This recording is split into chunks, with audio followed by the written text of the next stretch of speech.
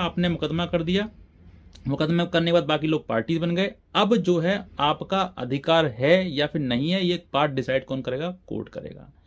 अब आपके जो आपसी जो संबंध थे वो संबंध तो हो गए खराब। अब आपका निर्णय कौन करेगा? कोर्ट करेगा। अब कोर्ट क्या करेगा मैं बताता हूँ आपके लिए। अगर आप डोमेस्टिक वायलेंस का कोर्ट में केस करते हैं तो डोमेस्टिक वायलेंस का कोर्ट का केस जो है, जो 17 धारा जो है उसके सेक्शन के अनुसार आपका उसमें अधिकार है। लेकिन उस अधिकार के विपरीत आपकी सास या फिर ससुर, जिस घर में जो शेयर होल्ड हाउस है, वो घर में अधिकार किसका है? टाइटल किसका है? ससुर का होगा या फिर सास का होगा, लेकिन पति का नहीं होगा। ये मोस्टली देखा गया है।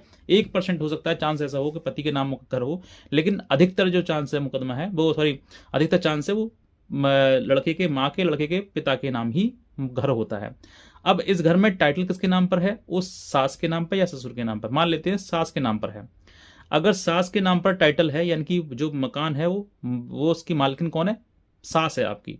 अब आपके पास अधिकार है कि भाई मैं इसमें घर में रह सकती हूँ। आप रह ही तो सकते हैं, लेकिन उस घर में जाकर झगड़ा करें या फिर ना करें या फिर कुछ और बात करें, तो वो चीज़ें फिर आपका जो है वहीं पर आपका जो अधिकार है वो खत्म हो जाता है। अगर वो कहती है, माँ ये कहती है कि मैं अपनी पत्नी बहू को नहीं रहने दूंगी क्योंकि उसने मुकदमा कर रखा है, मुकदमा की कॉपी वो लगा देगी कि ये देखो ये झगड़े की जड़ है।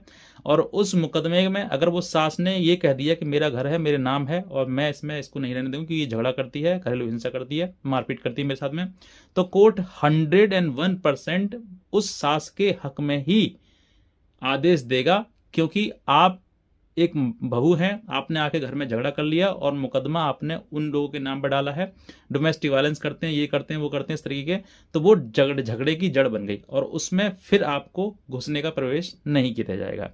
अब बात आ गई कि सास ससुर की, सास की।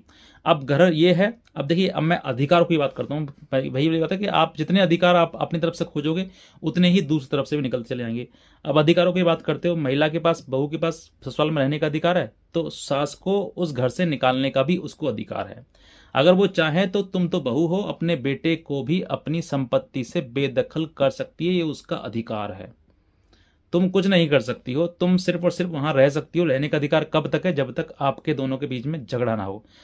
फॉर एग्जाम्पल मैं बताता हूँ कि ये स्थान जहाँ पे मैं वीडियो बना रहा हूँ, ये मेरा स्थान है।